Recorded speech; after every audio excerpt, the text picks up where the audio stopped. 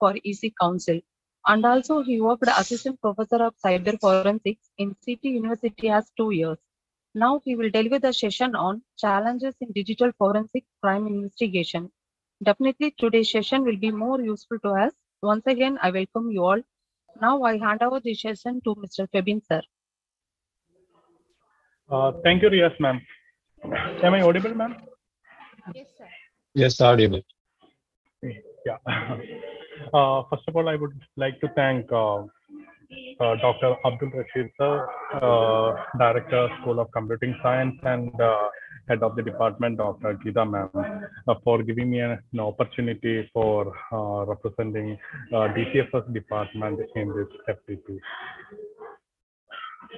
So shall we start? Can you please make me a call?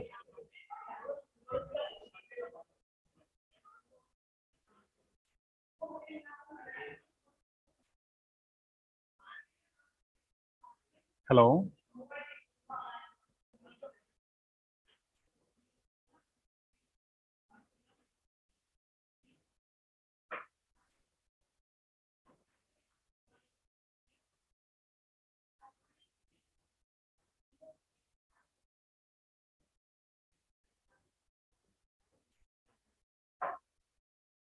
Hello.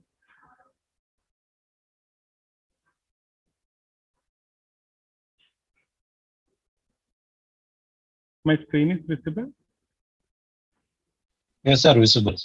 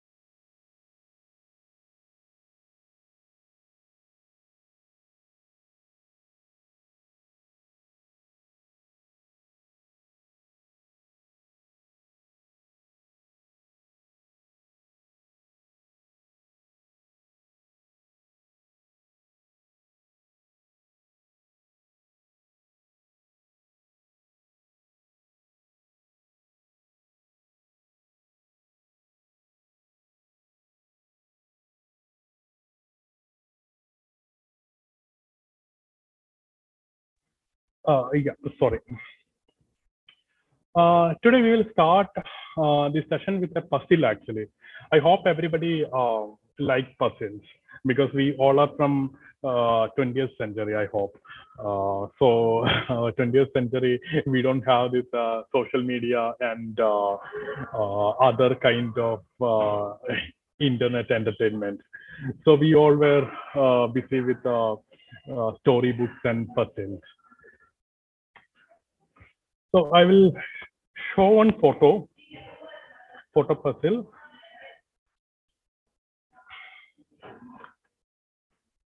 Yeah, it's a kind of crime scene, and you can observe that photo, and with your observation, you can make conclusion whether that doctor.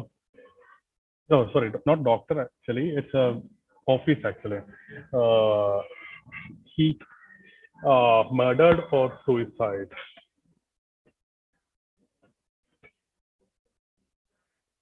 You have 2 minutes time. I'm posting one poll link actually. You can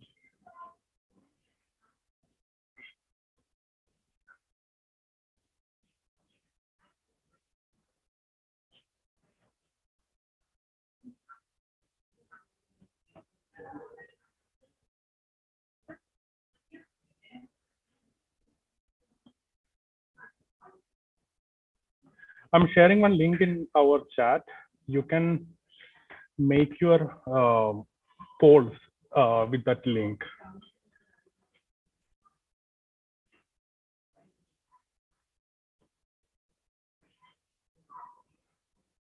Hello? Anybody is there?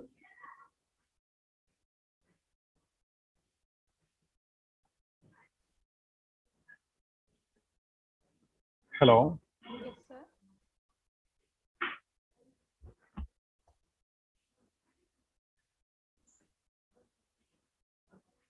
Yeah, Fabian, you can continue. You go ahead. Okay.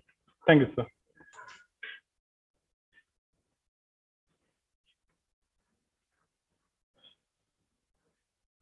Actually, in that picture, the room is completely messy. Gun is on floor, and one bottle of wine or something is broken, and blood stain is there in right side of that person. And one window is open, and you can see that left side window, one person is running away. So I think. Sorry, actually, I forgot to on that poll actually.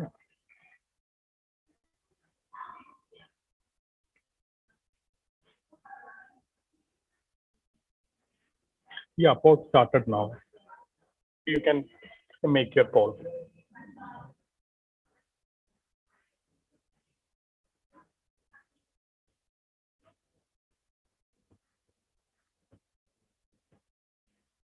I hope the picture is visible in your screen.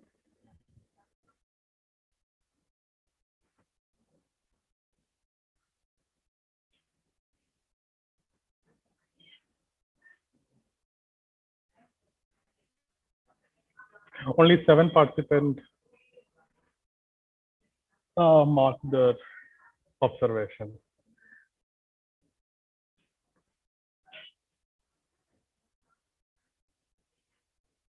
You can reach the poll site by following that link which I shared in our chat.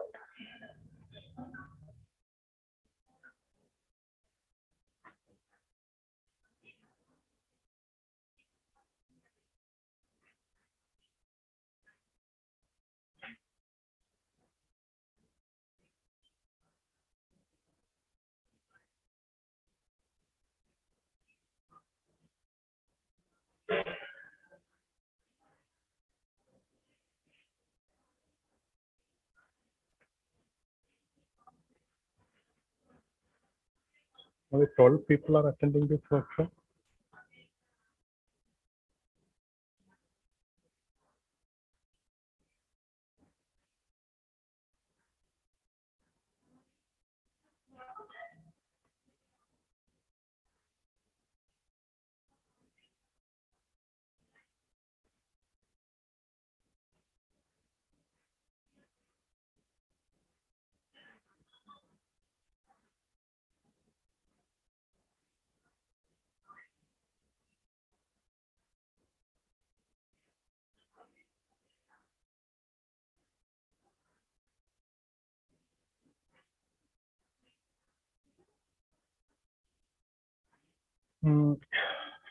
Actually, this is the poll result. Only 12 people have marked their observation, and out of that, 8 members mentioned it's a murder, and 4 mentioned it's a suicide.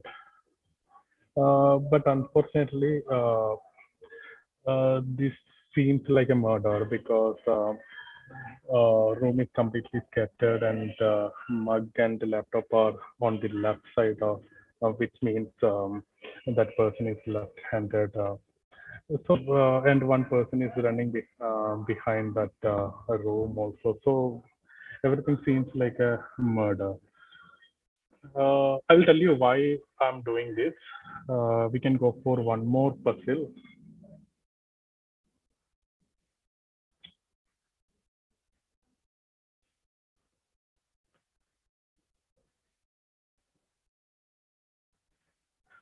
This is another picture, and I'm sharing the next link.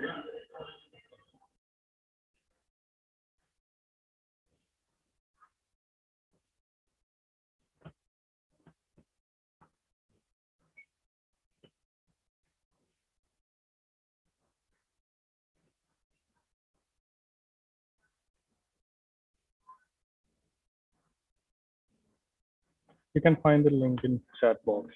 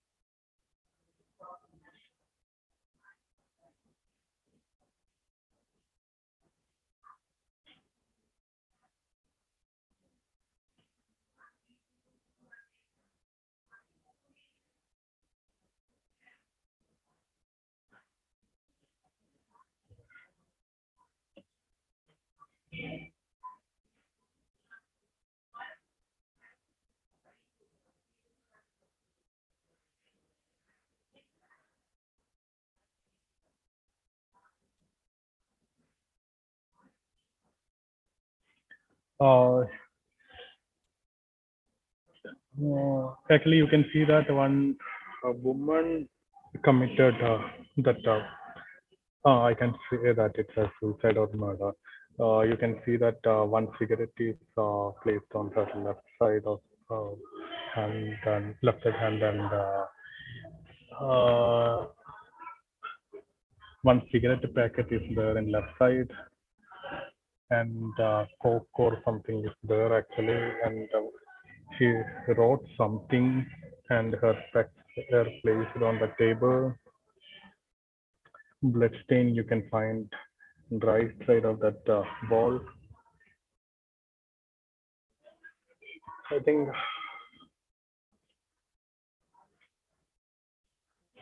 we can stop the poll. Out of 188 participants, 21 participants marked their observation, and 17 people are saying it's a murder, and 4 people are saying it's a suicide. Yeah, let's see.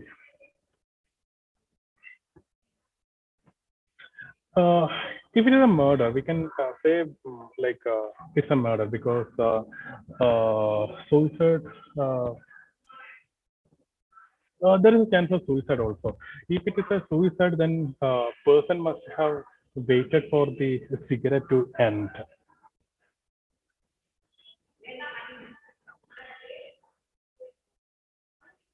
Okay. And blood is. 1 second. Oh. മറ്റേ photo വന്നില്ല.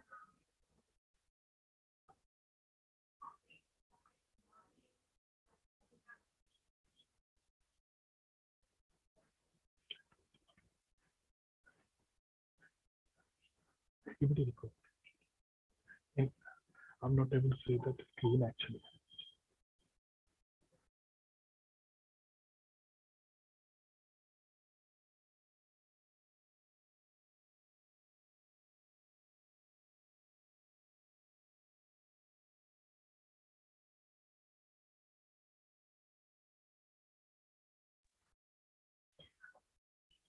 Okay.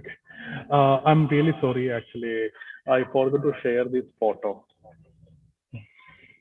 I was not able to understand because I have only one screen, so I was checking only my screen, and I shared, but I don't know what happened. So we can start once again. This is the second photo which you want to check whether it is a murder or suicide. We have 193 participants, so I'm getting only 23, 20, yeah, 21 actually polls. So I'm restarting again. You can use the same link which I shared in chat. I'm starting the poll. You can mark your observation.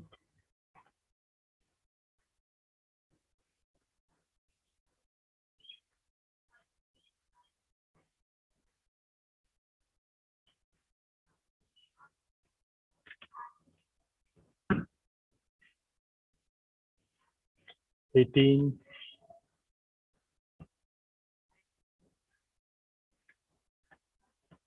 Yeah.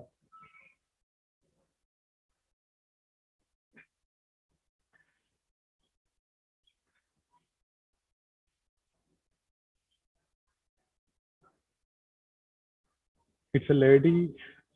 You can observe that one pistol is there in the right side, and blood stain you can find in wall.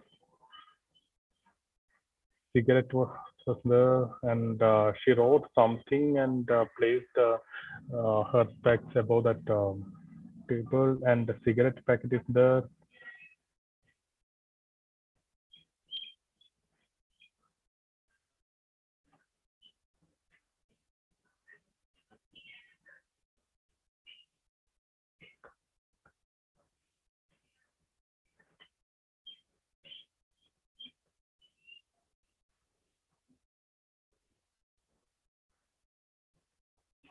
No, actually, some of you are typing on chat, but I created one link. Actually, I'm sharing that link once again.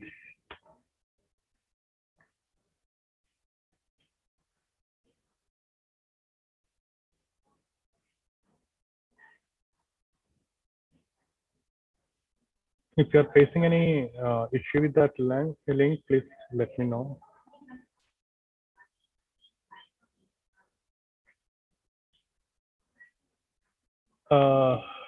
Murugan Sethuraman sir, actually, I shared one link in the chat. So can you please open that link and make that poll?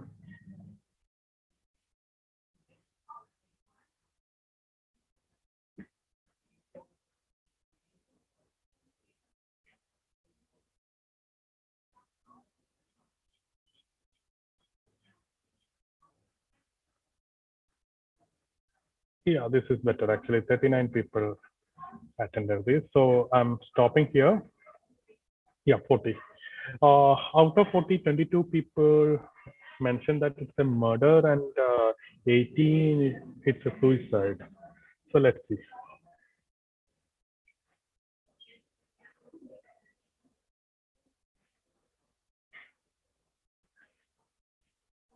Yeah. If it is a murder, what are the possibilities?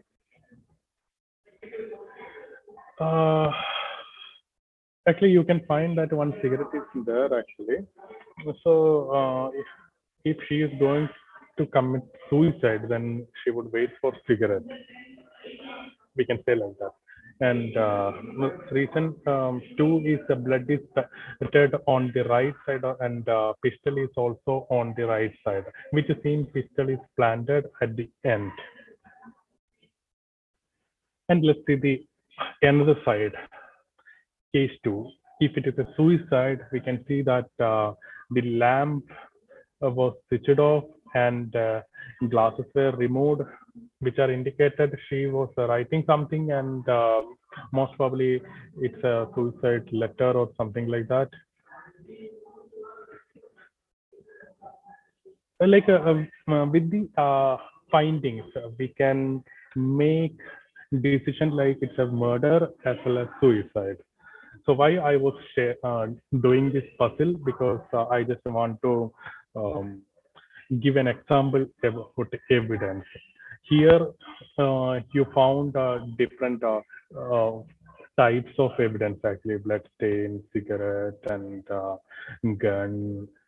There are other things also. So that was the reason I was showing this puzzle, because I just want to explain about evidence. Evidence means the facts, signs, etc., that make you believe that something is true actually. Whatever the facts, signs which you are finding in crime scene, and that make you believe that something means murder or suicide is true, then it is known as evidence. And we can start with the basics of crime and crime investigation. So what is mean by crime? Can anybody can explain what is mean by crime?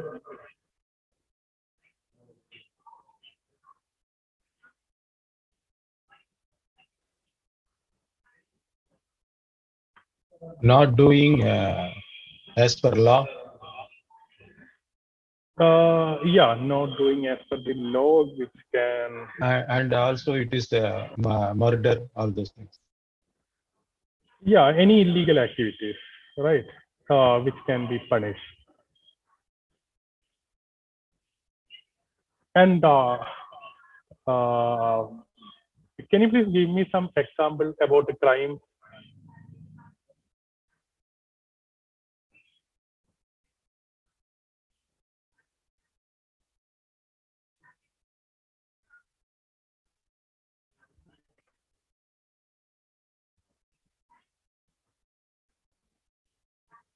Vipin sir?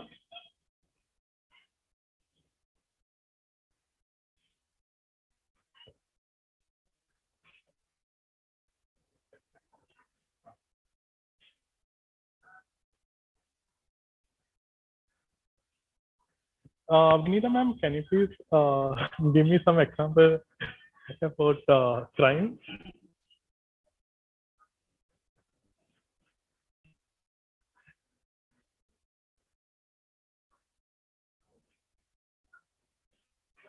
Nobody's there? Okay, sorry, my audio is very low. Okay. Can you please give me some example about crimes, different crimes?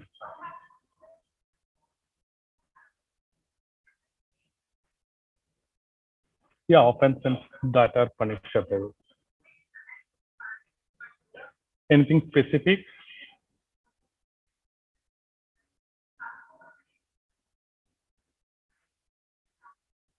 Some fake currency printing. Okay. You can use your mic also instead of typing on chat. Fabian, participants cannot use their mic. It is muted to all. Oh, sorry. Is it possible to unmute, sir? No, sir. Everybody will talk in parallel so that all the other participants will also get disturbed. They may not be able to listen your presentation. Okay, okay. Yeah, robbery, theft, violating law and causing damage. Yeah. All violation of culture and country laws, legal behavior or activities, correct?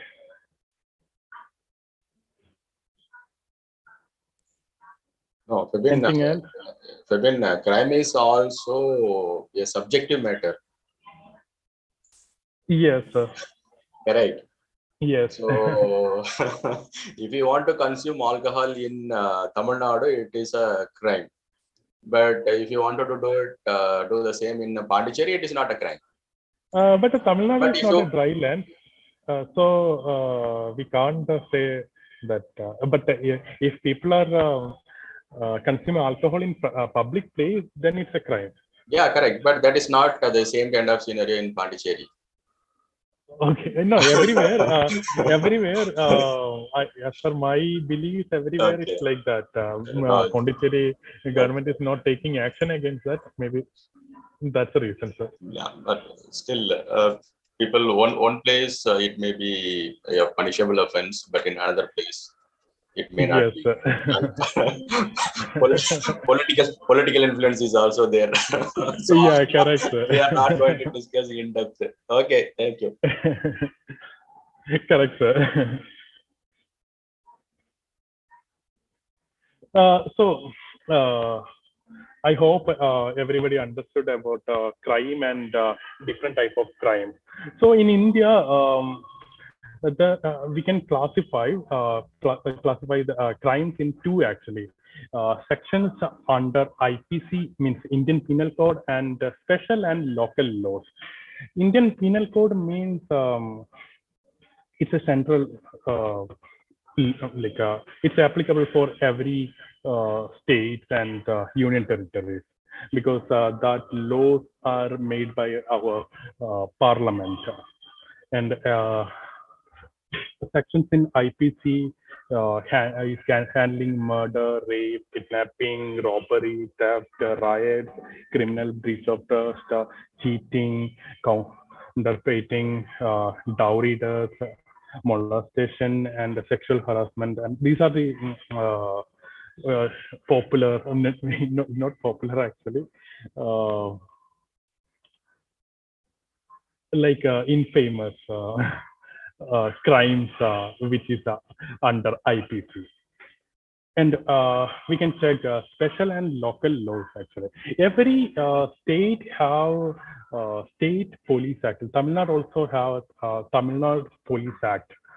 So TNPA actually. So that is under state concern and state legislative assembly is making that law. It's a kind of local laws actually that law have boundaries. Boundaries means that is not applicable beyond the Tamil Nadu state boundaries. And Arms Act, Gambling Act, IT Act. It's a special act actually, IT Act, which is made by our parliament only. And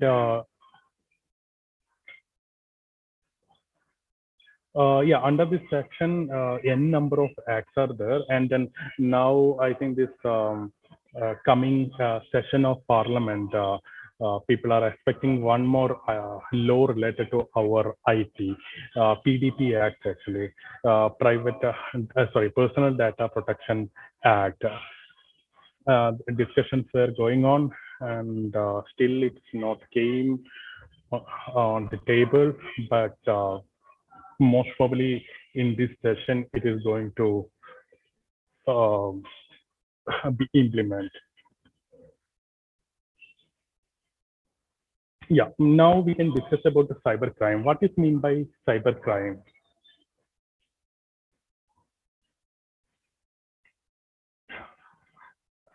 Yeah, Baudi and Bhattacharya sir, can you please explain about cybercrime?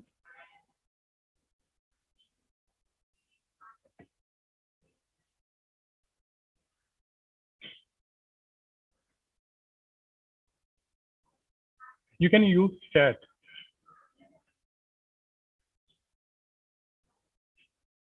All participants can in intranet violation. No, I'm not asking about the example. I just want to know what is mean by cybercrime.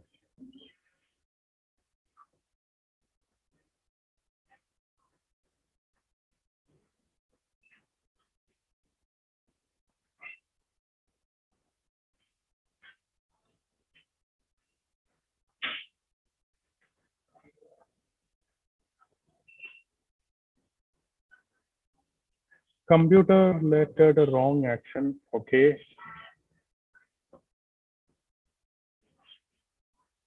Unauthorized access. Okay. Criminal activity related to network, yeah, fine.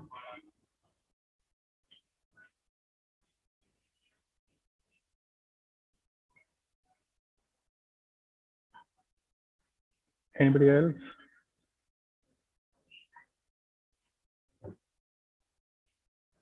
Internet fraud, fine.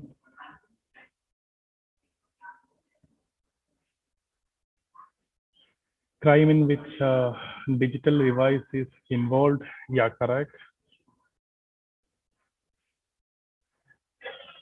Yes, actually, cybercrime basically two, like we can classify into two. One is computer is the object of the crime, and or is computer is used as a tool to commit an offense. Computer means any digital devices.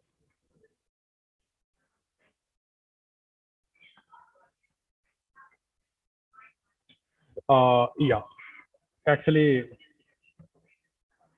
history of cybercrime starts before computers. In 1834, there was a telegraph system which Napoleon was invented. Actually, it's a kind of mechanical machine, looks like a giant wind machine, which was used to send decrypted, encrypted and decrypted messages to all over the France. And some thieves cracked that telegraph system and collected information about the some trade details. That was a first marked cybercrime in our history. From that to now, where we are reaching, like now the this era is for ransomware, actually, kind of kidnapping our computers and mobile phones and asking ransom for releasing that.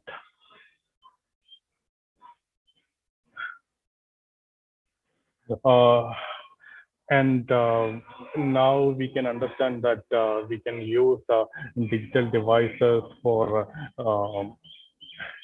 killing someone also, because now research have shown that pacemakers are vulnerable, and we can exploit that vulnerability, and we can commit a crime using that.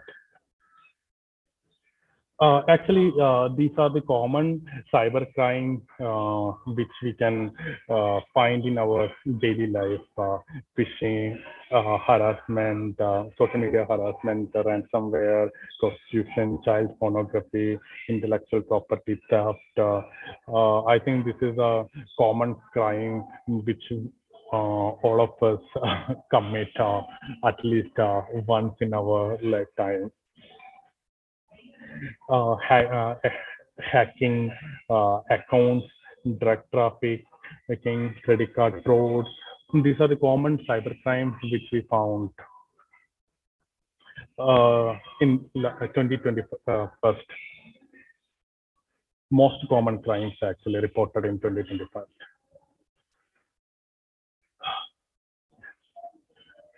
Yeah. For investigation, getting every crime, there are bureaus and law enforcement agencies. And for supporting crime investigation, there is a branch of science which is known as forensic science. And forensic science is dealing crime investigation in a scientific manner, actually. So in same like other crimes, and there is a cyber digital forensic department also, which is dealing with digital evidence. And digital forensics is defined as the science of identifying, preserving, recovering, analyzing, and presentation of the facts about the digital evidence found on the computers and other digital storage media. Means computers, including our laptops, servers, mobile phones, any computing device, and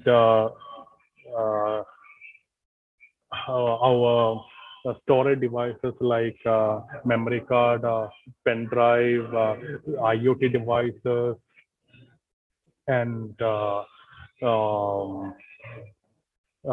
even cloud devices also included in digital forensics. Yeah, now we can discuss about the identification, in digital crime investigation steps. Usually, if any crime commits, and the first law enforcement officer who reach the crime scene is known as first responder.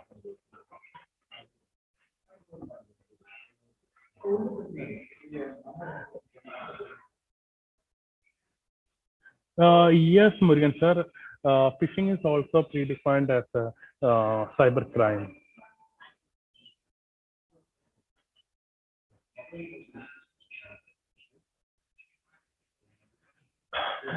Here I will give you a demo how digital forensic investigators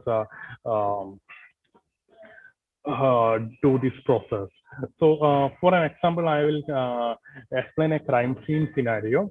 We found one person who was working in an MNC, and he copied some crucial information about the organization into his pen drive, and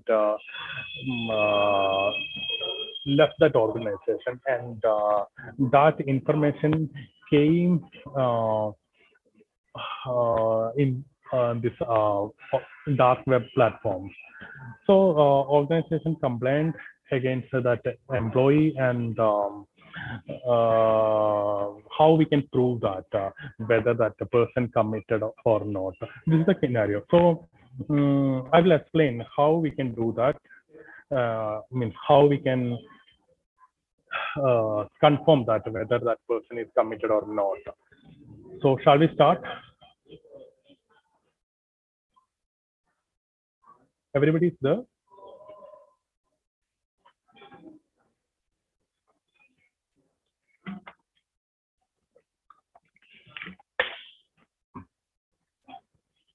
Yeah. So first thing is identification. Identification means identification of evidence. And digital evidence is we can found in different places of network and computer.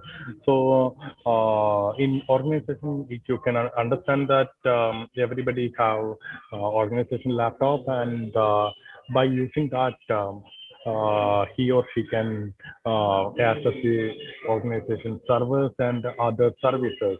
And everybody have different user ID and password, and the organization always store login details, including physical and digital form. So first thing is we require to secure the computer which he or she used for committing that crime. So basically, we require to secure means we require to disconnect that computer from outer network, because if he or she is access that system from outside of that organization and wipe that evidence, then it will be very hard to prove that crime. So we require to disconnect the internet connection from that device, and start the other procedures. So basically, you know that a computer have two type of memory, volatile and non-volatile. So if we use any particular account or anything to upload the data, we can find that from RAM analysis. So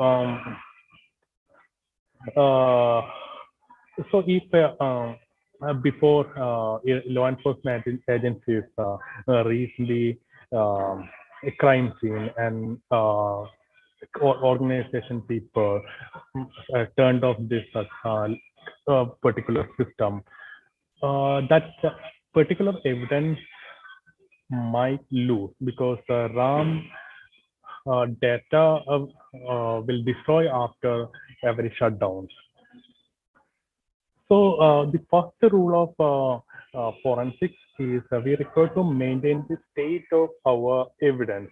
If that device is on condition, we require to maintain that condition, its life, like on. And if it is off, before reaching forensic team, we can't turn on that computer. Some of you have doubt about the mobile phone actually, how we can um, secure that mobile device. By seeing login steps from system, find cybercrime. Yes, sir, I will explain that. So in the case of mobile phone, I hope some of you watched that movie, Kamala Hassan movie, Vishwadopam. And there was a scene actually, one bomb was connected with a mobile phone. And I forget that actual scene actually, one actress, she was saying that it can secure by microwave oven. So it's a theory actually, I mean, not theory actually, Faraday's field actually. So we can, 1 second.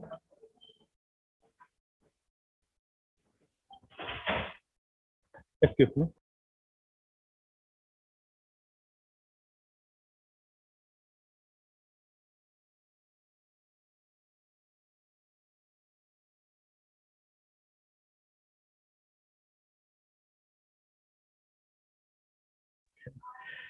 Yeah, Faraday's cage actually. Instead of turning off that mobile phone or putting that phone on flight mode, we can use Faraday's cover or Faraday's cage, which is used for isolating wireless devices. I will show that photo actually. What is that?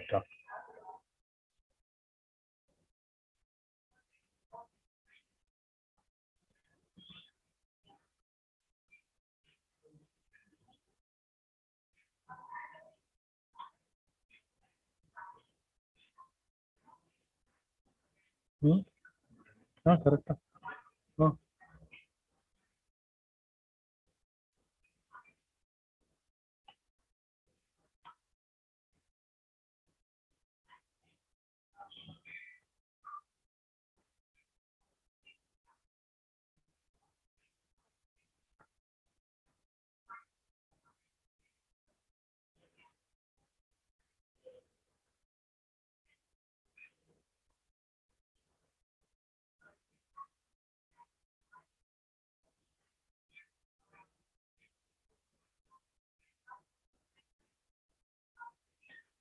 Yeah, actually, this is a Faraday's cage, which forensic labs use for securing wireless communication devices, because it will distract the outer network connection and secure the devices. So these are the preventive measures which every forensic expert used to do. It's a kind of SOP actually, standard protocol. And once we identified evidence, we require to carry that evidence into our laboratories or in some case we used to do live analysis also. Live analysis means if that system is that particular device is on condition. In some case, if we are not able to move that device into our lab, we used to do that process in that crime scene itself. Like I said, it was an organization, and there was a desktop which is connected to that organization network. We disconnected that network cable, and we required to do analysis. Like from our memory dump, we can find the login details and what are the website which he logged, and those details which we can and time of the login time also we can get from that memory dump. And same time we can find other evidence also, like browsing history, and we can recover the deleted files also. For that, there is a kind of that tool for doing live analysis. We have a tool actually that is known as ballistic. Most of you heard this ballistic term in kind of related to guns actually. But it's not like that. It's a kind of pen drive, and which we can connect with any computers. That is known as ballistic. So after identifying evidence, we can do live analysis as well as dead analysis. Dead analysis means that computers or device storage or non-storage devices in off stage, and we can carry that to our lab, and we can use other softwares like FTK Imager or any other kind of tools for doing analysis. And there is a rule in forensic, cardinal rule. According to that rule, actually, we can't work on original evidence. We need to take a copy of that evidence, because if anything happened to our original evidence while doing our analysis, it will be considered malpractice, and it won't be valid in front of court. So we require to take the image of the device actually. So there is a difference between copying and imaging. Copying is kind of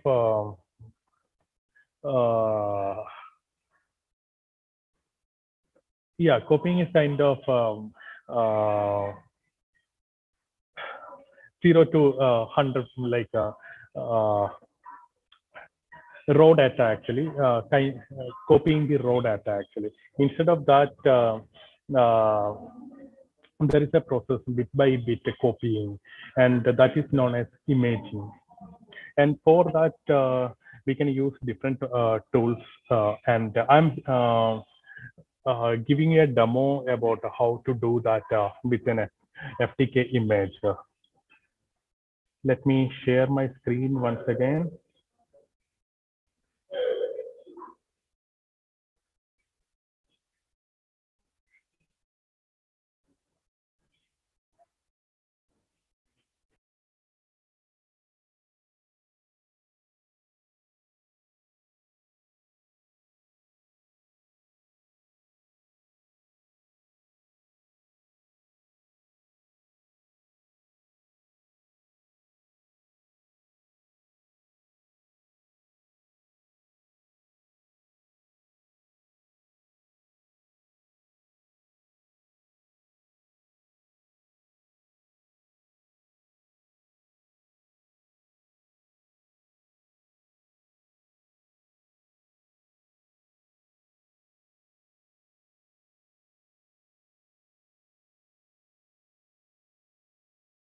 Yeah, actually, this is the home interface of the Asus Data FTK imager.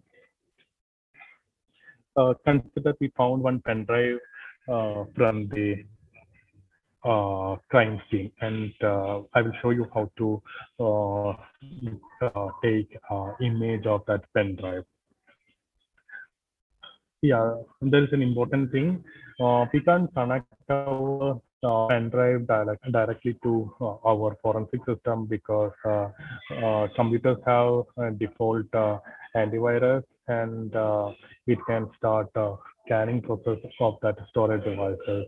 For bypassing that, there is a hardware devices known as a write blocker. Means that device make connecting external drive read only. So I connected that evidence through that write blocker, and I'm initiating that image. First I'm adding that evidence. It's a physical drive actually, pen drive. So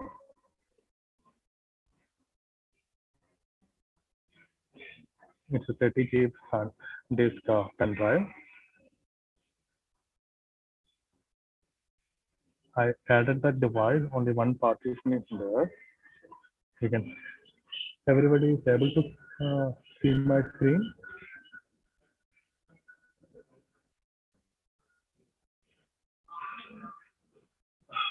Yeah.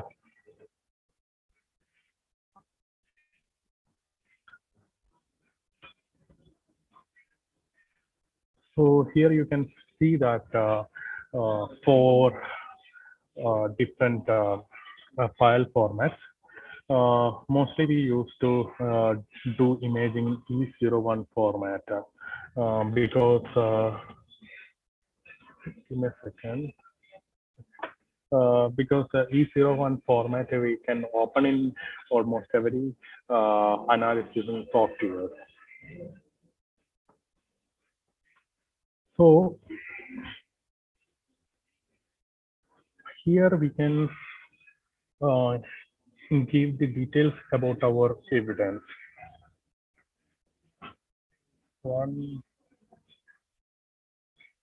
two, seven, pen drive, STC.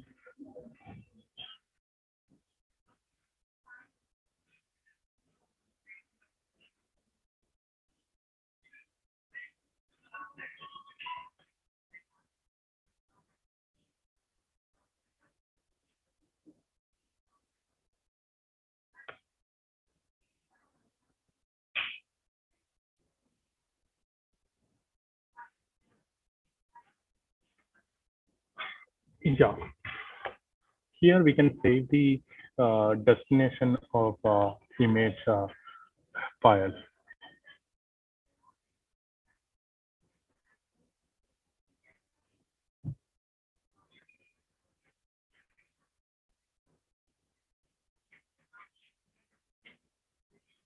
I'm saving that in this folder ED.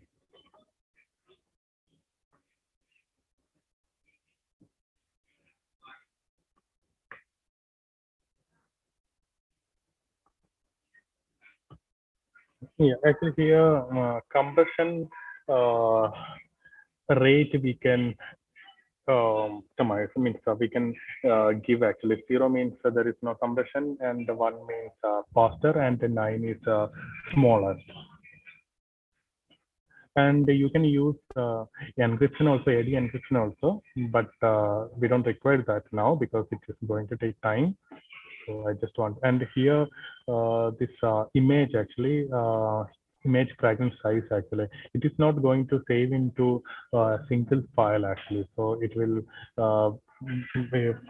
partition into n number of files.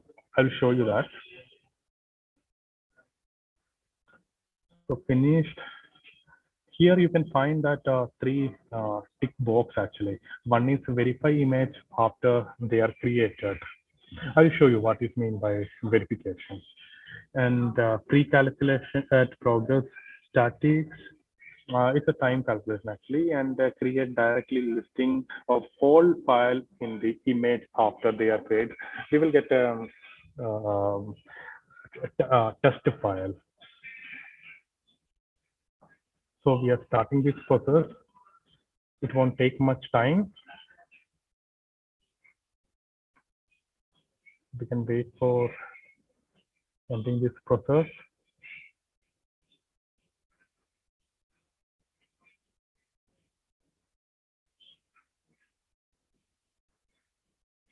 It's an empty pen drive, but we can recover the deleted files from this pen drive also after this imaging process.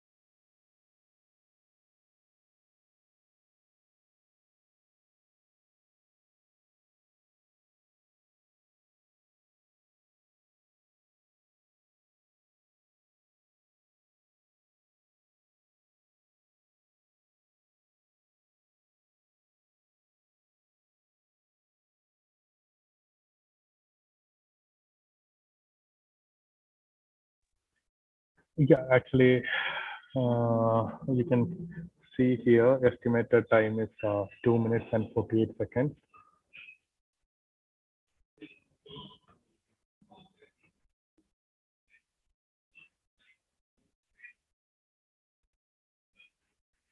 It's a 32 GB pen drive, but its image size should be 32 GB. It is going to be around below 5 GB.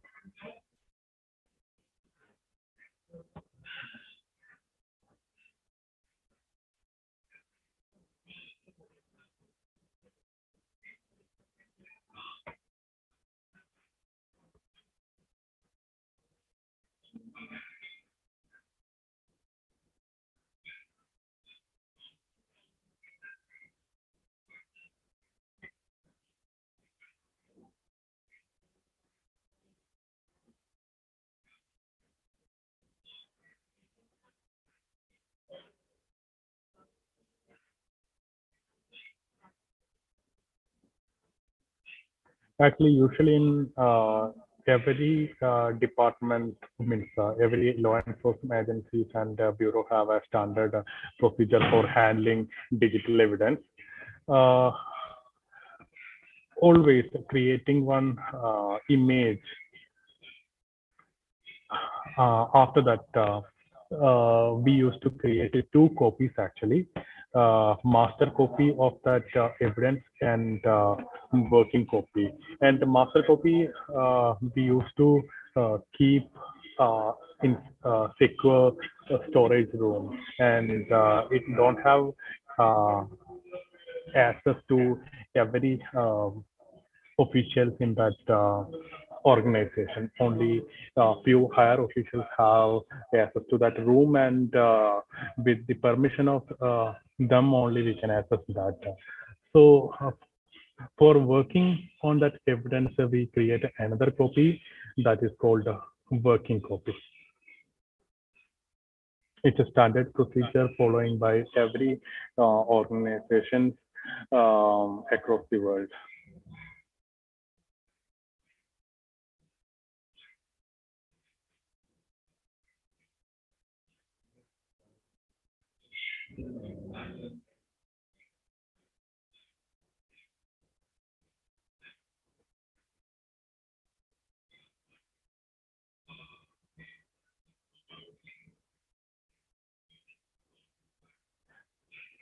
Actually, that destination drive of my laptop is an HDD, so that's the problem.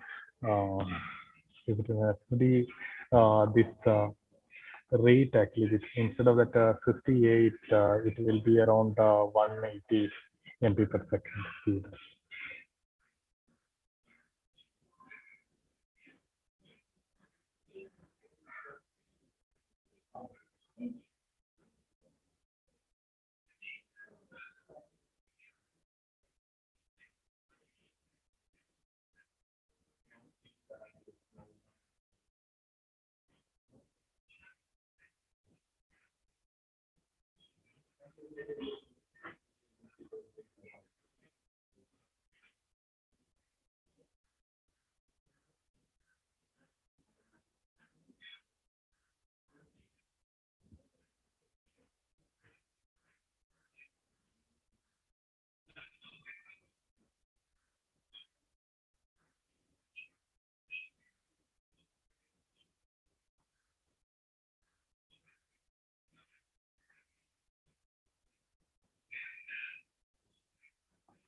In this our destination folder, you can see that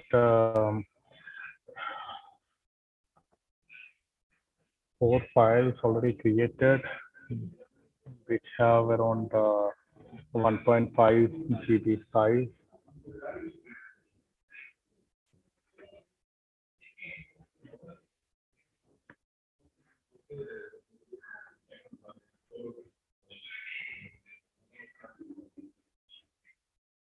About to finish.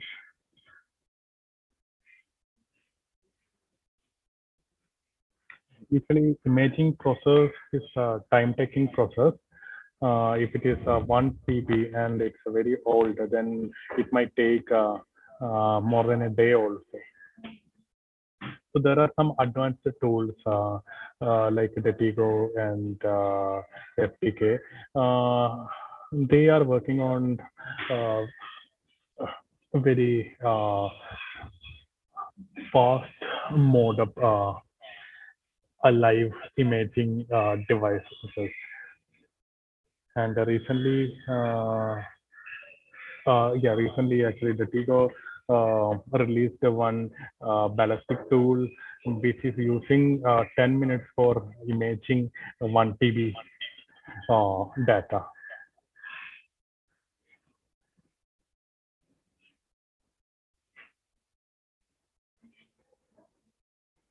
Yes.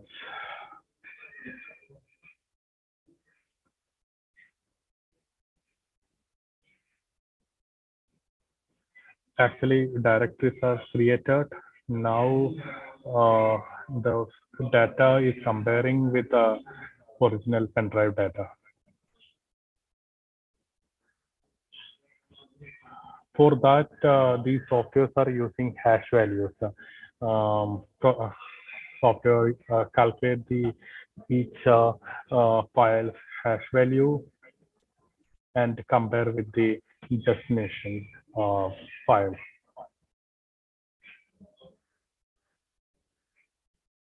Means the newly created directory.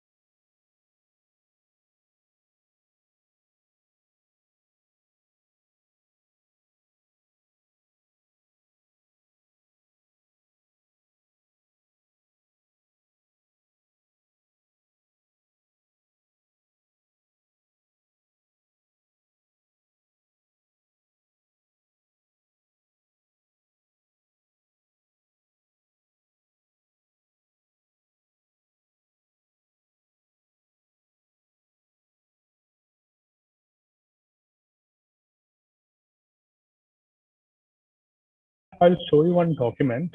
It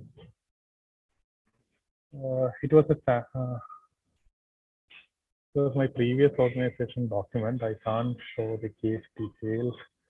So let me sanitize that first.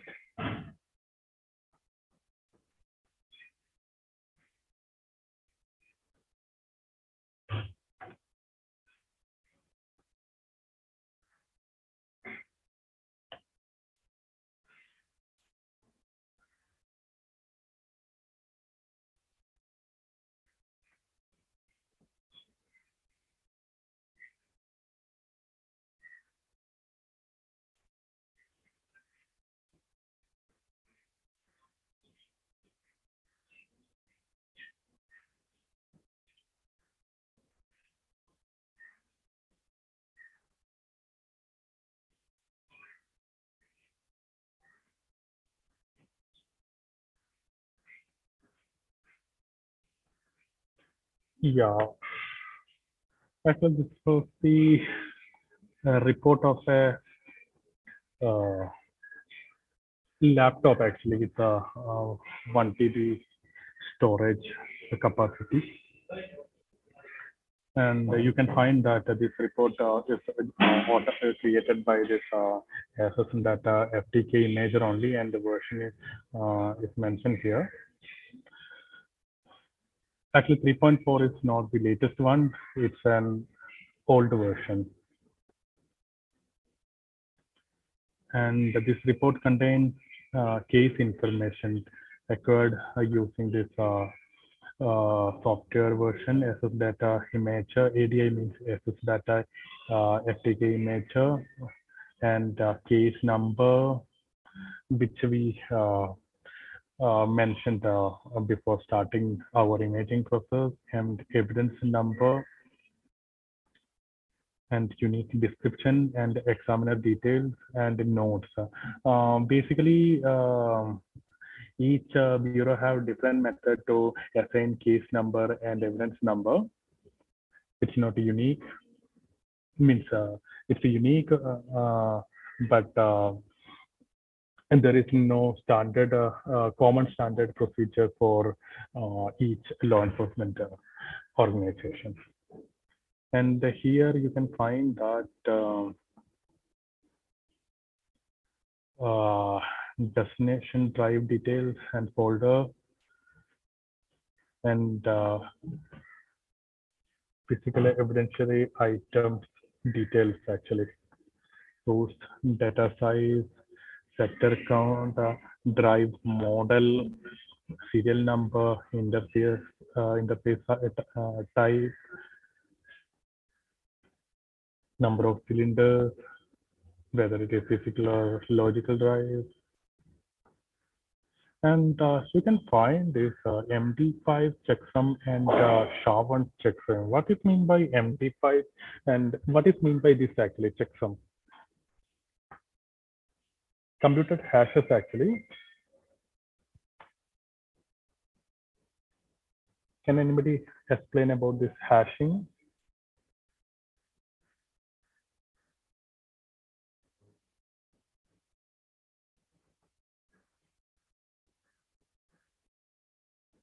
Anybody is there? Okay. Actually, hashing is a method which we use to check the integrity of the evidence. So before starting the, excuse me.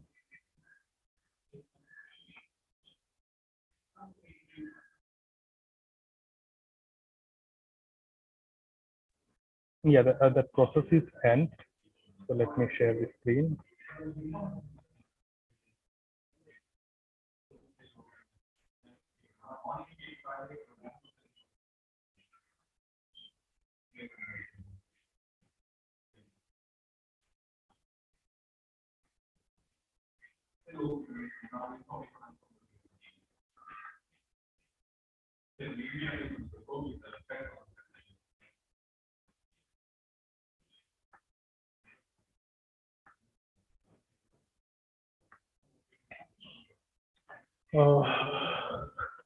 You can see three windows actually. Am I audible? Hello? Am I audible?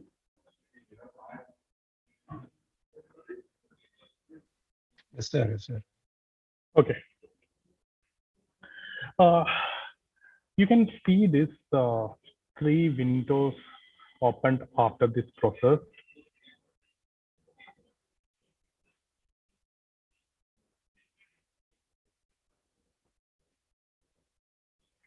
Okay, first one was creating image. It took almost 7.52 minutes. And creating directory listing. You can see that it was an CSV file actually. Basically, it's an Excel sheet which mentioned every directory created during this process. I will open that. This is a file created.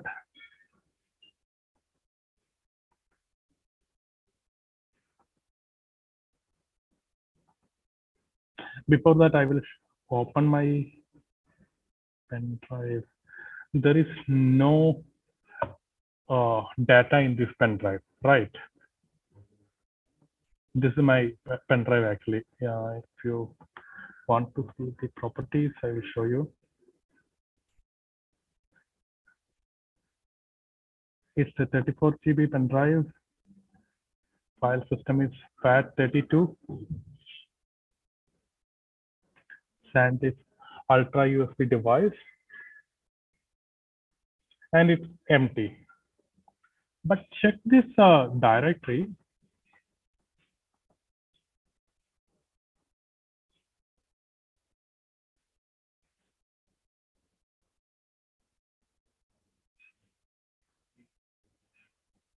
Check this directory. You can find some data actually. It was new actually, since it is showing lots of entries, including unallocated space.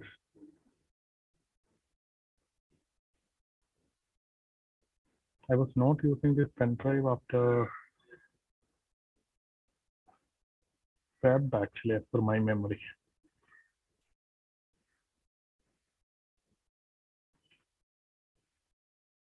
So you can see that different file and where it was saved and when it is created and when it is accessed the last time, like that, whether it is deleted or not. You can see this actually.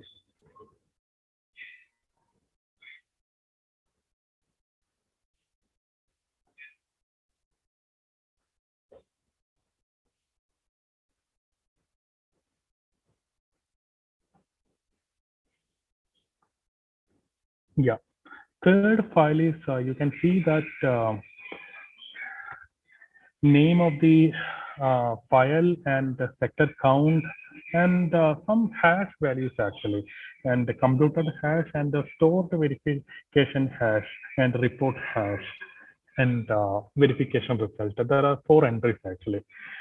You know what, actually, this is a process for validating the integrity of the evidence.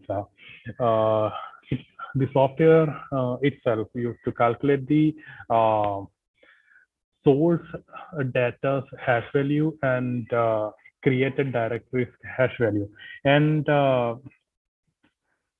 it used to check the match also, whether it is matching with the original hash value. If it is match, means created image is same like our original data. If there is any mismatch result came, it means while calculating the hash value or before something happened and data value is changed.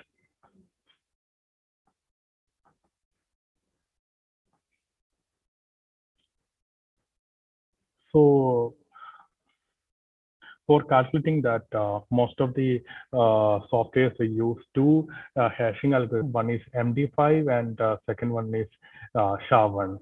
And some of the softwares use SHA-256 also.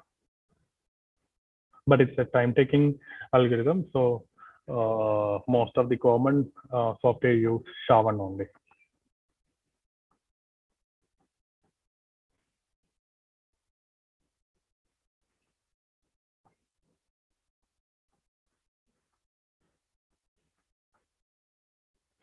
So after this process, we can use the same software for analysis, yeah, I'm not sharing screen actually right now. Or you can use the different tools for analysis. In nowadays, most of the lab is equipped with end-to-end analysis software, which means that we can use same software for analyzing different kind of evidence, like storage devices and systems, some mobile phone and the call data records, cloud data. We can analyze every data together and make a single report. So my organization was using one tool actually. I will show that it's not licensed now. It's a trial. That license expired. So let me open that.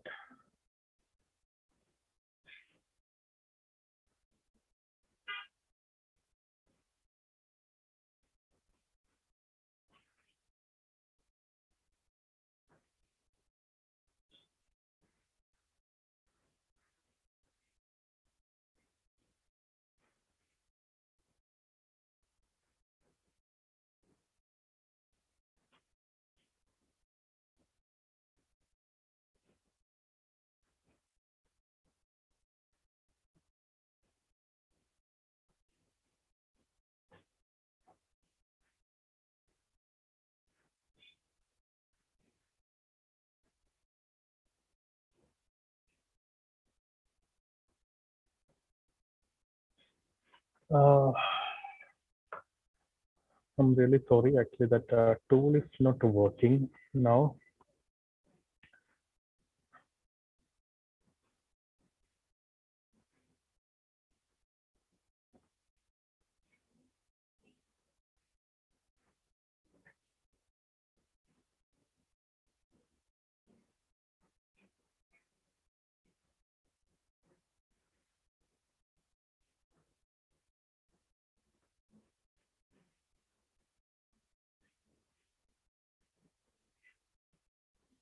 Now I'm not part of my previous organization, so I don't have license, and I don't know, suddenly it's not opening.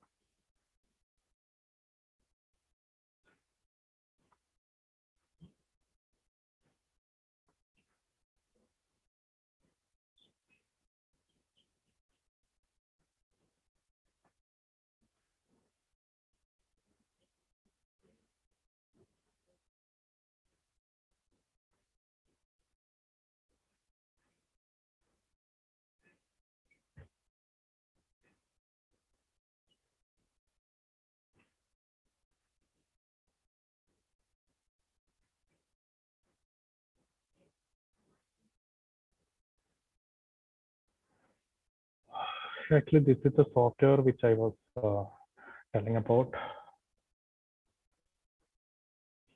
Detigo Analyze. We can use this software for analyzing every electronic gadget, including IoT devices also, and the cloud data and the drones. It's a single platform which we can use for analyzing every kind of digital evidence. And we can use the CCTV footage analysis also, means video forensics also. I hope Some of you heard about Gauri Lankesh murder case. It was happened a few years back, around 5 to 6 years back, in Bangalore. She was a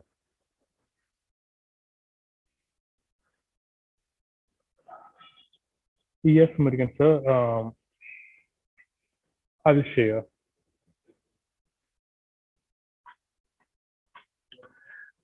For that, our enforcement agencies failed to find the evidence, and they collected more than 200 TBs of CCTV footage all over the Bangalore city, and failed to analyze that actually.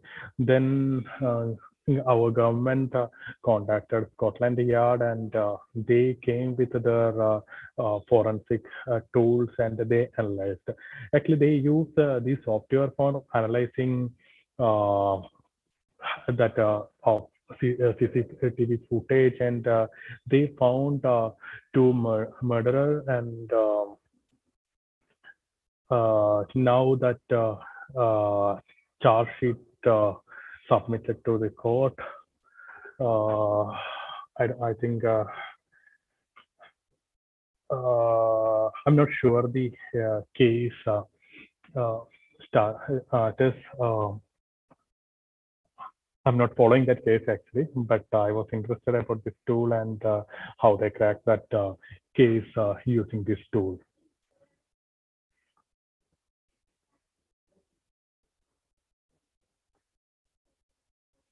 And same time, yeah, like a Gauri Lankesh case actually, physical. One second.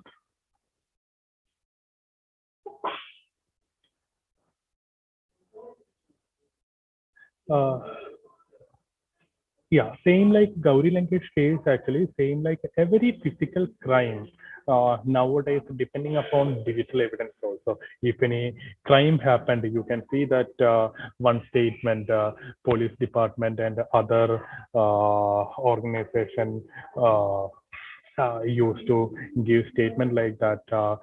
We are working on the phone calls happened in that particular area, or we are checking the CCTV footage, and this kind of statement which you can find from newspaper if any crime happened. So same like that, every importance of digital evidence is increasing day by day.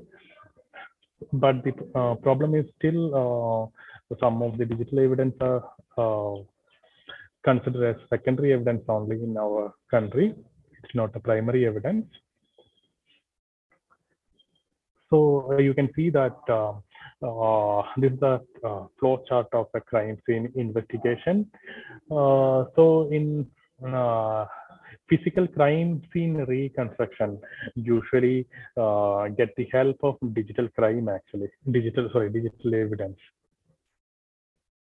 So yeah, I will give you an example about that. The CDAMS actually, Coal Data Analysis and Management System. This is one of the great tool which most of the law enforcement agencies are using worldwide for analyzing mobile data and call data records. So some of you heard about the Boko Haram terrorist group is in Nigeria actually. They kidnapped 270 plus girls from a school actually, and it was happening in 2017 or 18, before COVID actually. And they were asking for ransom, and they were not ready to release those girls actually, and the girls were in between the age group of 14 to 15. So law enforcement agencies and Interpol worked on this, and they collected all possible cell phone call details, tower locations, landline details, international call details, and they yeah, collected means they added evidence which they found from some searchers, and even they added internet gateway data details also, and cell phone image details. And after analyzing every possible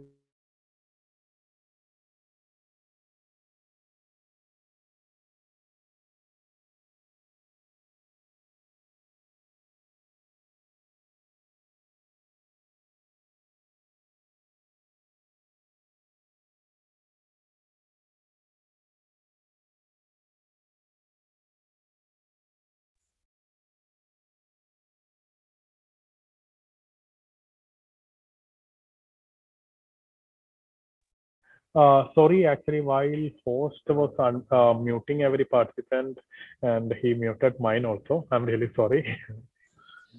It is okay So, now, Febin, it is now okay. yeah. During that case investigation,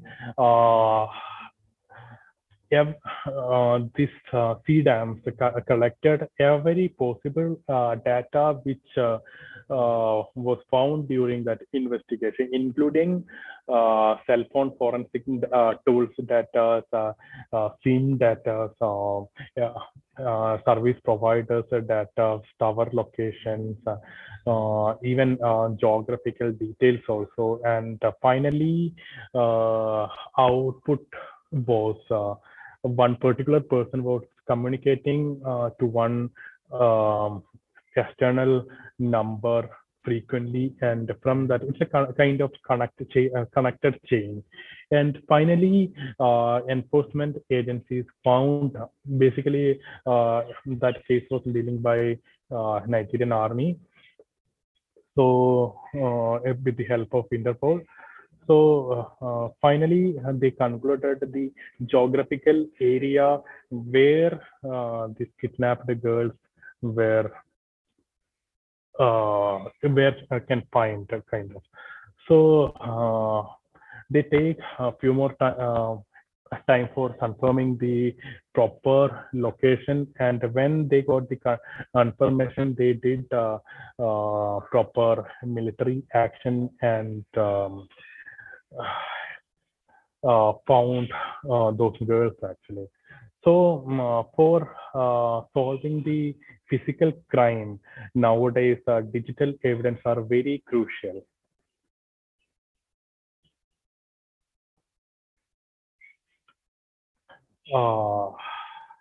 Yeah, actually, this was the one case I worked 1 year back. It's a Simpox crime actually.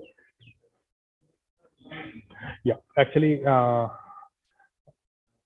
everybody have mobile phones, and nowadays mobile phones are a part of our life actually. Without a phone, we can't live nowadays. How many of you try to live without a mobile phone at least for one day? Anybody?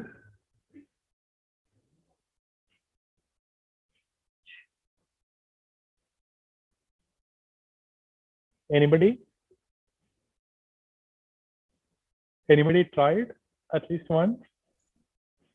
Febin, Dr. Sangara Gomati raised her hand, I think. Okay, actually, I'm not able to see that. So I don't have access for that. Oh, okay. But she raised her hand. Okay. That's good actually, finding people like that because for us it will be very difficult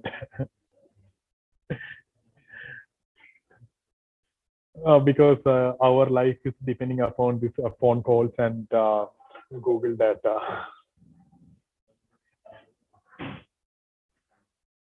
So usually SymBox fraud, like in primary observation, we can find that it's a financial crime, but at the same time, it can threat our national security also. I will explain how it is. Because there are service providers which is providing call and internet service to us, like Airtel, Jio, BSNL, VI. I think nowadays only these four are in our market. Previously, there are more than 50 service providers. So, if you are calling any relative or any friend or any colleague who is in abroad, there is a proper protocol, like our service provider and service provider in that country have an agreement. Actually, they used to share revenue of that call, and they use international exchange for exchanging that call also. Like consider I'm calling my friend who is in Canada. So I dial that number, and that call will reach within microsecond to the my service provider's server, and it will send to the national exchange, and from there it will goes to international exchange, and from there to Canadian national exchange, and from there to that person ISP provider, service provider. So this is a protocol. But this SymBox is kind of bypassing every protocol, and they use mainly two things. One is one application which is based on internet, and another one is one hardware device. This one, which can connect more than 100 or 200 SIMs at a time, and which is connected with one network device or a computer, which can control through a software. So if I'm calling, or if my friend is calling from any country, yeah, we can consider Arab countries, because Canadian call rate is very less, so we don't require to use this actually. Their eSIM service is legal actually, so we can use some application which can use as kind of cloud calling. But mostly in Indian scenario, we found people are using these SIM frauds from Arabian countries, because their call rate is very high. Per minute, I think they are charging around 20 rupees for a single call. So for avoiding and bypassing that, SIM frauds are very active, and they used to place their servers, means these SIM boxes, in left side of this slide actually, in a tier 2 cities actually. They used to avoid the tier 1 cities. Tier cities like Coimbatore, Mysore, or Pune, or Secunderabad, or Trivandrum, or Cochin, like that. Because for hiding, actually, hiding purpose, they used to do like that. It's a kind of hiding mechanism. So, and they place this system in a market area only, where large number of calls happen at a time. And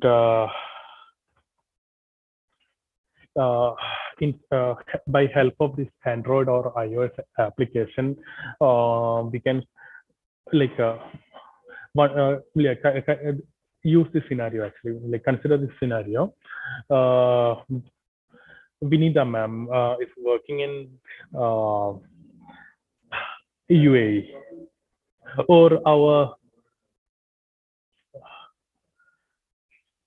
Samuel sir. He was previously working in Oman. So he want to call his family members. So if he is calling through the proper channel, it will cost him around 100 to 500 rupees for a call. So bypassing that charge, he approached the SIM fraud, and they provided one application with a kind of coupon, which kind of top up amount, and he can directly call to his relative through this SIM box, like this one actually. At the left side end, our Samuel sir, he is calling through the internet by using that Android application, because now there is a protocol, voice over IP. So by using that protocol, we can connect directly to that SIM box, and from SIM box, it is connecting to our Samuel sir's relative. So basically, this SIM fraud is converting that international call to a local call. And here in India, if you are paying 140 rupees or 200 rupees, all local calls are unlimited. So, and international call is very costly also.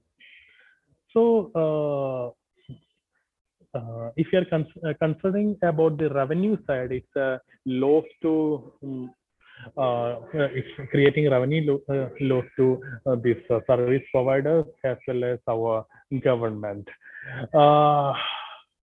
If we are thinking beyond that revenue issue, we can find that this can be used as a security threat also, because these calls can't be traceable. So any militant group can use this technology and commit crimes. So they can conduct or they can run a parallel exchange. So last year, what happened? One techie, actually, he was a BTech graduate who was working in an IT company. And he placed this parallel exchange in Mysore, actually.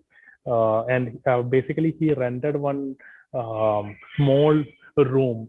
And he mentioned that he is running a startup, and he placed these equipments, and he started using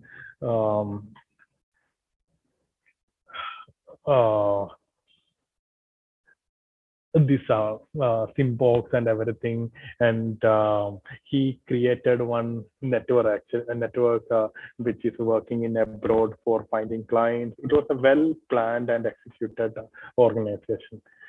But unfortunately, within 2 months after starting, our intelligence department, signal intelligence department, found some malpractice in our network, and they identified the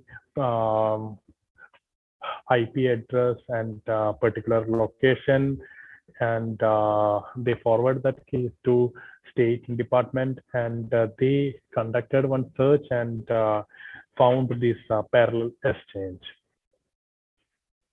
So this was the case happened recently, actually. After that, also few cases reported all over the country, even in Pune region and Kolkata also.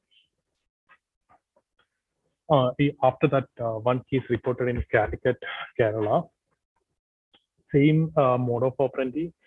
But unfortunately, our agencies failed to um,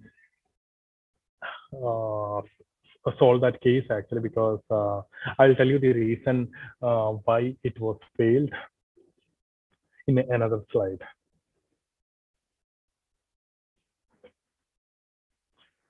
Yeah, basically, in India, we are registering cybercrime case as per IT Act. Actually, IT Act was implemented in 2000, and basically it was created for running e-commerce business in India.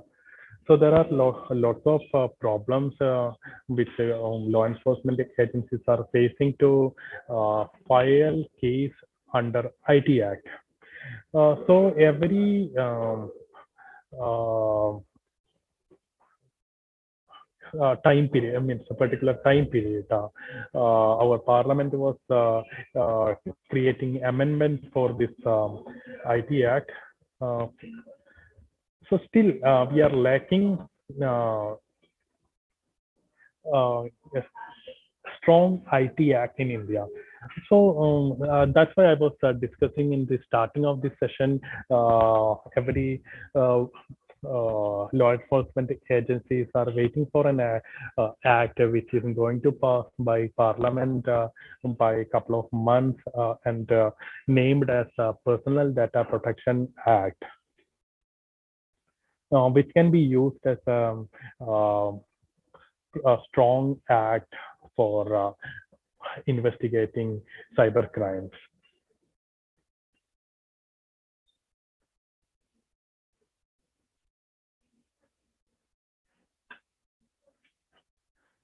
Yeah,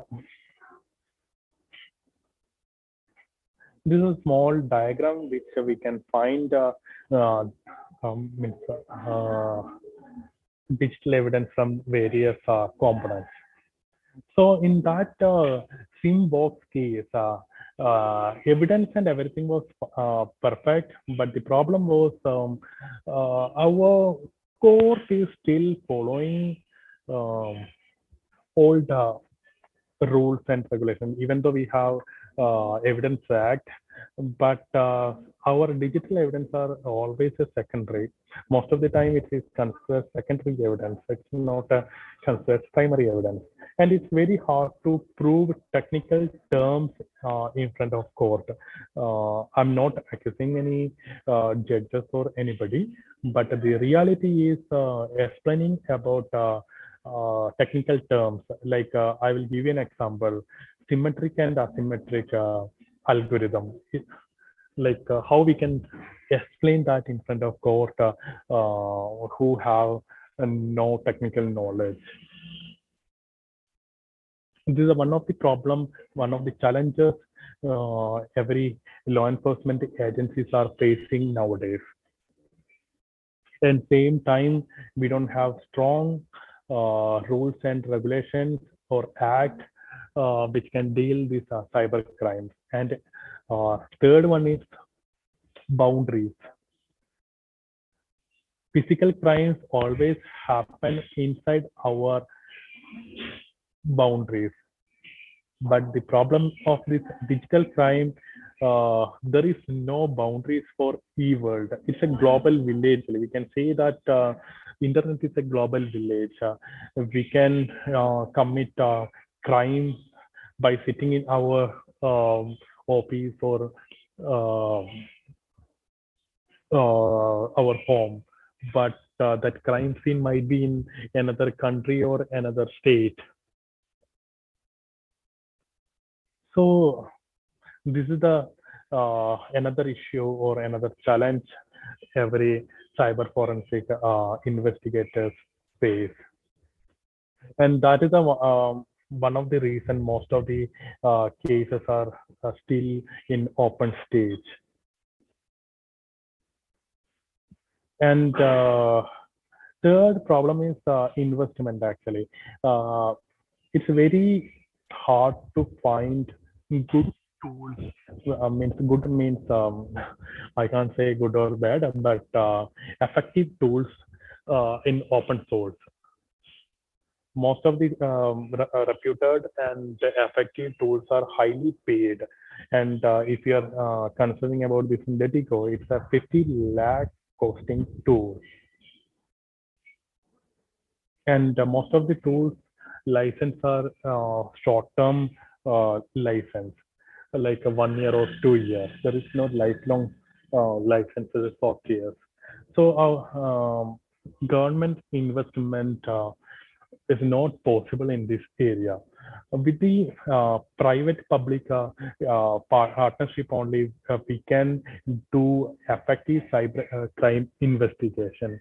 There is an proven model in our country itself about this private-public partnership.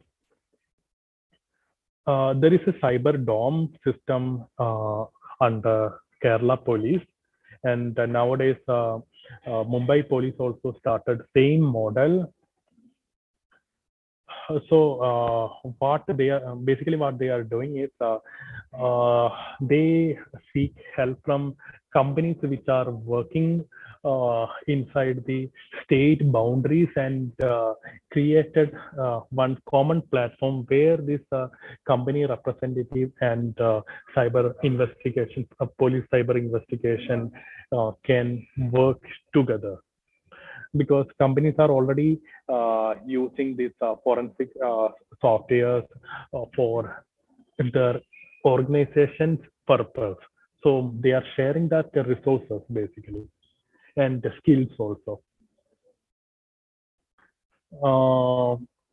Basically, recruitment also a problem, because in Indian scenario, I haven't seen any direct recruitment for cybercrime investigation. Usually, every department used to hire people, means the manpower for physical force, and from that they find skilled people and they give training for investigating crime. Only forensic laboratories have cyber forensic examiners. They are not investigators. Basically, they are not investigators. They are helping the investigators for proving the case.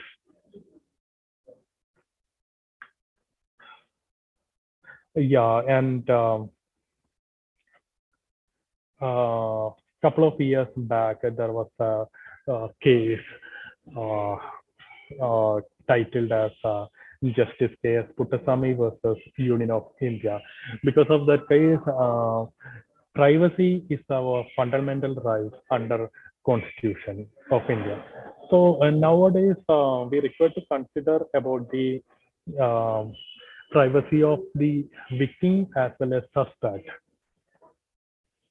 But unfortunately, there is no proper guidelines or rules regarding that. So privacy breach and everything is common now. So this PDP Act is also going to deal regarding this privacy also. Yeah, this was a famous case. Infamous case happened in Kerala. Gopalakrishnan was the state of Kerala. Most of you can't understand this title, but if I said, if I title like this, actress rape case, then some of you can understand. 4 years back, one actress, I can't say the name of that actress. So one rape case happened, and it was a kind of a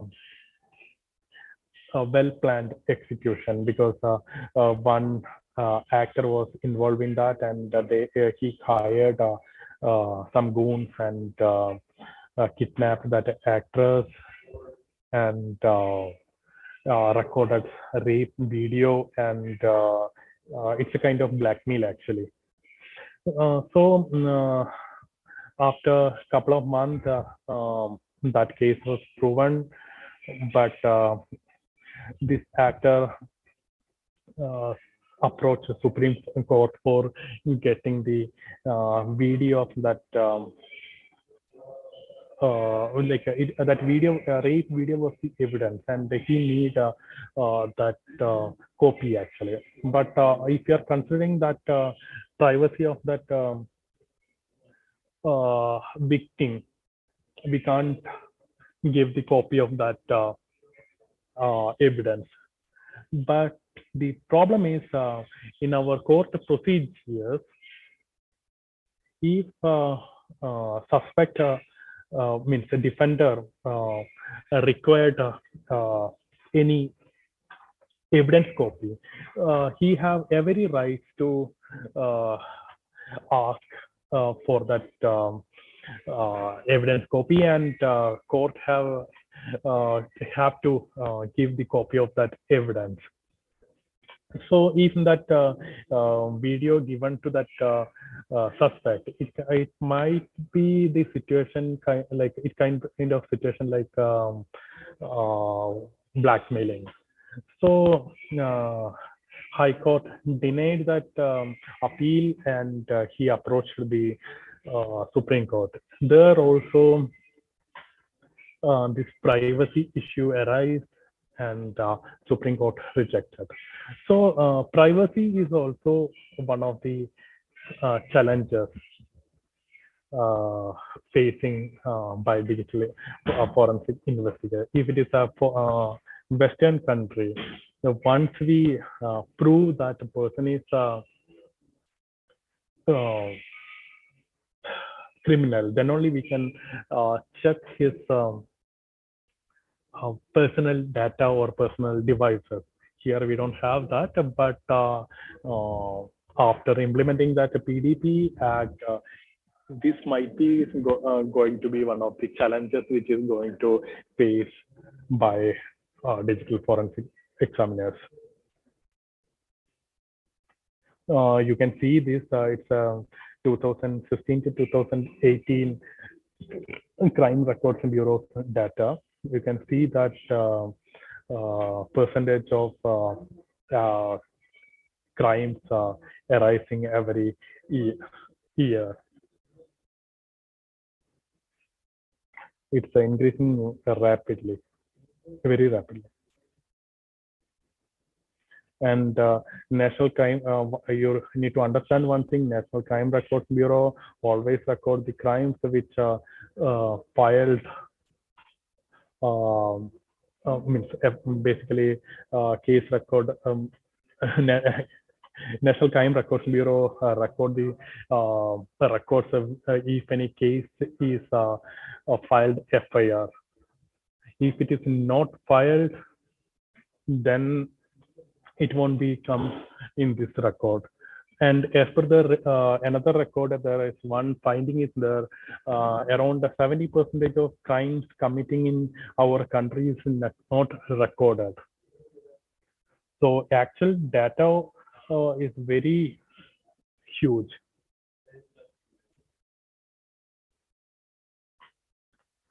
So these are the challenges, and these are the basic procedures which every forensic examiners follow. And one more thing, this is just a general procedure, and the procedure might vary as per the cases and scenarios. Once again, thank you so much for attending this session. And any questions? Febin, Yeah. Febin, most of the participants asked about some tools.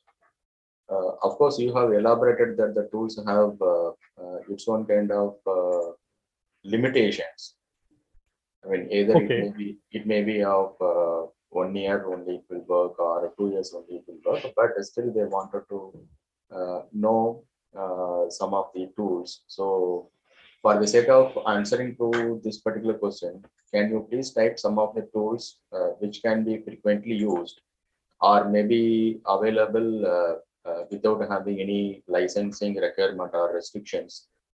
If you put it in the chat window, I think people maybe make use of it. Yeah, sure. Actually, there are some open source tools. One is OS Forensics. It has paid and open source version also. If you put it in the chat window, I think people will proceed for gathering the information. Just to put it into the chat window. You can also elaborate, but if you put it in the chat window, it will be much more helpful. Yeah, sure, sir. OS Forensics is one of the free tool which is available for analysis and imaging process. It's a basic tool, but it have every features of forensic suite. You can use that. And another one is Autopsy. Autopsy is used for analysis purpose only. And for imaging, we can use FTK Imager. And for calculating hash value, you can use Hashcalc.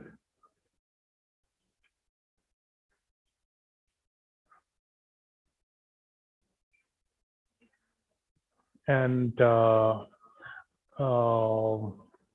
yeah, for RAM means volatile memory analysis, we can use volatility. It's a freeware.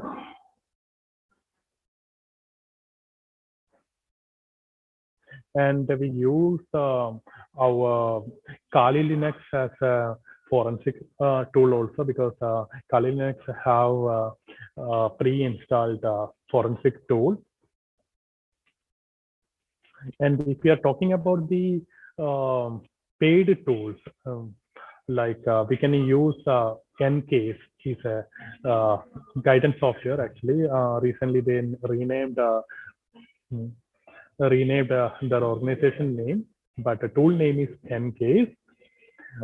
It is widely used analysis software, and it have very time limited licensing policy, but academic license is available for lifelong. But one problem is there, they don't have, I mean, so we don't have get updates after that license period, but we can use that tool for lifelong. And another one is Detigo, I told you earlier, that is a kind of end-to-end solution for investigating radar data, IoT, storage devices, mobile devices, and everything. And XRY is another tool which we use for XRY, used for mobile forensic investigation. And another one is a mobile edit forensic. It's a mobile edit is a very minimum priced tool, and Celebrite is one of the tool. LI. Celebrite is one of the widely used tool. Yeah, tool which is using by most of the law enforcement agencies, but for mobile devices there is a limitation, because if any new update came, these tools might not work actually, because this Celebrite is working up to iOS version 13. but yeah, recently one update came for 14 also, but if any new updation came on this iOS, then it might not be work until they release that update. They have 1 year licensing policy, and some of the tools have case-based licensing system. So in that case, if anybody want to use that tool for one case or two case or 1 or 2 days, then we can reduce that cost of purchasing. And another one is FTK. Not Imager. Actually, there is a tool known as FTK analysis. So that is also one of the bestest tool available. And call data analysis, CDR record analysis, n number of tools are there. But as per my experience, CDAMS is the best tool. Even we can use our packet capture Wireshark as a forensic tool. Actually, there is a problem, not problem actually. Most of the people think that if we have tools, we can crack the case easily, but this is not the scenario. We require to work our brain along with tools, so then only we can crack these cases.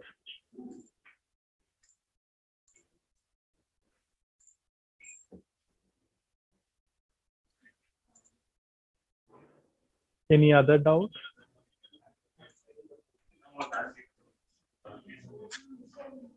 Fabin, one question is asked by the participant by name Satya. Okay. In forensic, anywhere personal data of any person is linked.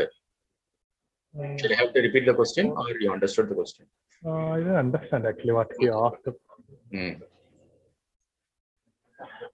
Satya, can you please explain what you asked? I'm not able to understand actually.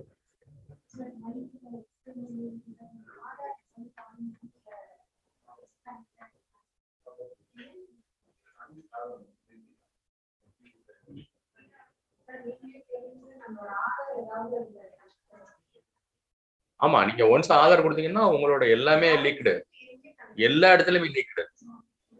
உங்க மொபைல்ல இருந்து உங்க bank அக்கவுண்ட்ல இருந்து எல்லாத்தையும் எடுக்கலாம். Yeah, I understood, sir, what she asked.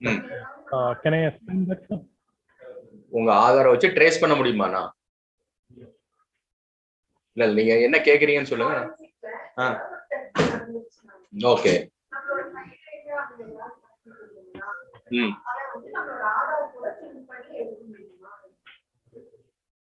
டெக்ஸ்ட்ல போடுங்க.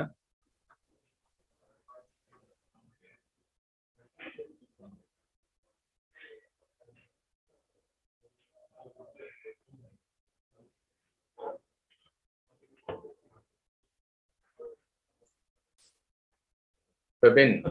Yeah. I think the question is. I think the question is related with.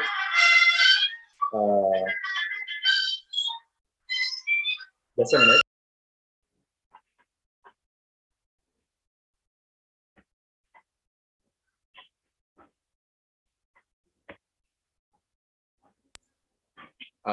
Fabin, the question is like, I think almost all of us have disclosed our Aadhaar details everywhere. Okay. So if any kind of crime is done by any individual, is it easily possible to track, I mean, the proof, or maybe collecting the evidence based on our I understood, sir. Is it possible to identify? Is it possible to trace our Aadhaar card? I think that may be the question that may probably ask about that. But unfortunately, answer is no, because we have an Aadhaar law actually.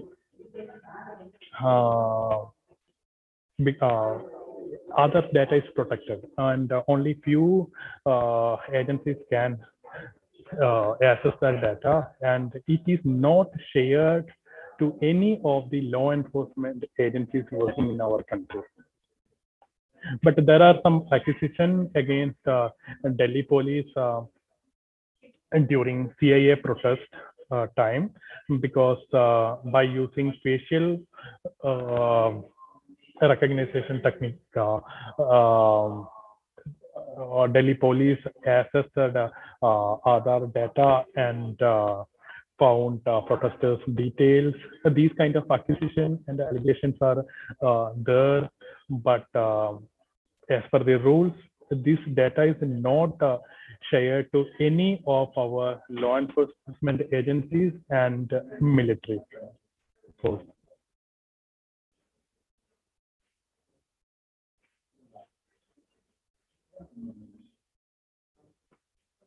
I hope that doubt is clear.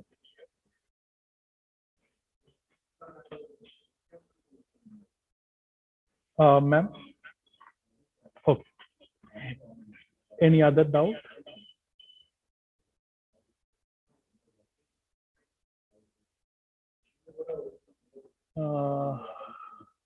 Anybody have? I think then we can wind up this session. Once again, thank you so much, sir, for giving an opportunity. And I'm thanking participants for attending this session. And feedback link is already shared on this chat. Thank you so much.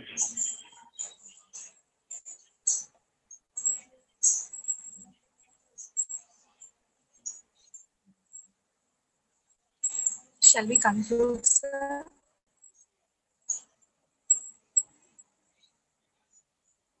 Yes, I think. Okay, sir. Thank you. Thank you, Mr. Febin, sir, for your session on challenges in digital forensic crime investigation. The unthankful heart discovers no mercies, but the thankful heart will find in every hour some heavenly blessings.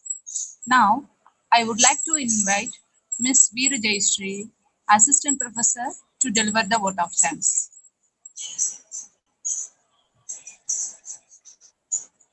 Good morning, one and all present here. Honorable Chief Guest, Mr. Febin Sir, Assistant Professor, Department of DCFS, Sri Saraswati Tyagaraja College, Pollachi. Respected Director, Dr. A. Abdul Rasid Sir, School of Computing Science. Respected Head, Mrs. T. Geeta Ma'am. Respected all PCs, staffs of the Department of Computing Science, and all the participants. It is such an opportunity to know about challenges in digital forensic crime investigation.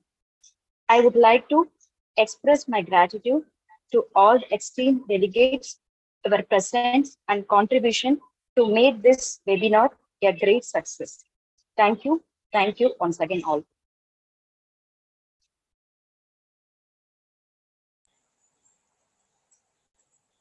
I request all the participants to fill today's feedback and join for Day 5 FDP on tomorrow. Have a happy learn journey and thank you.